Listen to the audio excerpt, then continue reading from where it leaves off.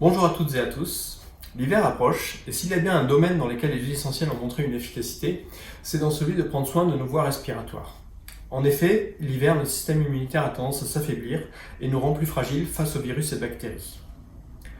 Face à cette menace hivernale, fort heureusement, on n'est pas démunis. Parmi nos principaux alliés, nous avons l'huile essentielle de Ravinsara et de Tea Tree. Deux huiles qui sont déjà efficaces prises séparément, mais quand on les combine, deviennent encore plus efficaces. Ces deux huiles sont très complémentaires dès qu'il s'agit de prendre soin de nos voies respiratoires. Globalement, pour faire face aux maladies d'hiver, de quelles propriétés avons-nous besoin ? Nous avons besoin avant tout d'une propriété anti-infectieuse et si possible à large spectre, car on ne sait jamais si on a affaire à des virus ou des bactéries. On a également besoin de propriétés anti-inflammatoires. Comme on parle des voies respiratoires, il nous faut également des propriétés mucolytiques et expectorantes. Et évidemment, si on peut apporter un boost au système immunitaire, ce n'est que mieux. Vous l'aurez deviné, cette vidéo n'aurait strictement aucun sens si ces propriétés n'étaient pas portées par ces deux huiles. Commençons par l'aspect anti-infectieux à large spectre. En général, on ne sait jamais si on a affaire à une infection bactérienne ou une infection virale. Quelles sont les familles chimiques qui sont anti-infectieuses ?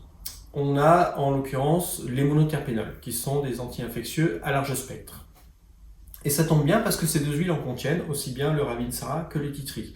Et en plus on a de monoterpénols différents, plus l'activité anti-infectieuse sera renforcée. Les monoterpénols sont surtout présents dans le Tea Tree, qui en contient environ 50%. Le Ravinsara en contient dans une moindre mesure, entre 5 et 10%. Mais les deux associés nous donnent une gamme intéressante de différents monoterpénols. Cerise sur le gâteau, les monoterpénols vont soutenir le système immunitaire. Passons maintenant à l'aspect expectorant et mucolytique, qui sont les propriétés des oxydes terpéniques qui sont présents à près de 60% dans le Ravinsara et dans une moindre mesure aussi dans le Tea Tree qui en contient environ 5 à 10%. L'oxyde terpénique dont on parle ici, c'est le 1,8-cinéol, appelé aussi eucalyptol. Cet oxyde va faciliter le nettoyage des bronches par deux actions différentes. La première en stimulant l'activité des cives vibratiles qui vont aider le mucus à remonter, et la deuxième en stimulant les glandes à mucine qui vont produire beaucoup plus de mucus qui vont aider à nettoyer tout ce qui est contenu dans les bronches. Autre aspect intéressant, lorsque les oxydes sont associés aux monoterpéniques, ils vont renforcer l'action anti-infectieuse. Les oxydes possèdent également une activité anti-inflammatoire qui est bien pratique, puisqu'en général, les maladies diverses s'accompagnent toujours d'une inflammation des voies respiratoires. Les oxydes sont aussi immunostimulants et cette action est d'autant plus renforcée qu'elle est associée au monoterpénol, ce qui fait que cette synergie est une bonne synergie pour booster notre système immunitaire. Il me semble utile de préciser que si votre système immunitaire est à plat, les huiles essentielles ne vont pas faire de miracle. En effet, pour remettre en ordre un système immunitaire, il faut bien plus que les huiles essentielles. Il faut agir sur plusieurs domaines, comme le sommeil, le stress, l'alimentation, etc. Et donc finalement, quand on a un système immunitaire en vrac, on va tomber plus facilement malade, mais le problème reste le système immunitaire, c'est sur lui qu'il faut agir en priorité. On voit donc qu'avec ces deux huiles, on a toutes les propriétés nécessaires pour faire face aux problèmes de l'hiver. C'est une bonne base. Ces deux huiles forment une bonne base qu'on peut utiliser dans différentes énergies avec d'autres huiles, mais on peut utiliser seulement ces deux huiles si on n'a que ces deux-là. Alors, comment les utiliser ? Si on est un adulte, qu'on n'a pas de problème d'allergie à ces huiles, qu'on ne souffre pas d'asthme ni d'épilepsie, on peut mettre 2 gouttes de chaque dans la main et masser la gorge comme ça dès les premiers symptômes, en n'oubliant pas de passer derrière les oreilles pour éviter toute inflammation.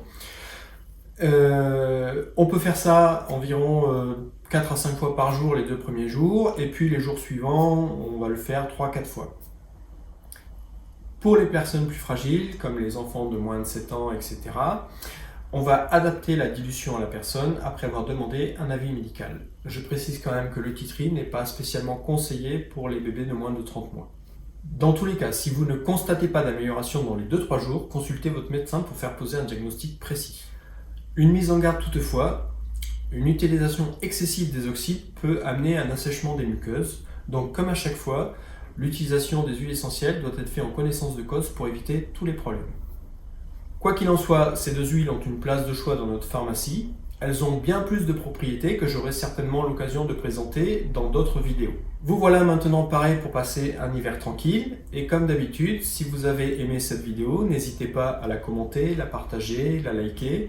Si vous souhaitez être prévenu des autres publications, n'hésitez pas à vous abonner à la chaîne si ce n'est pas déjà fait.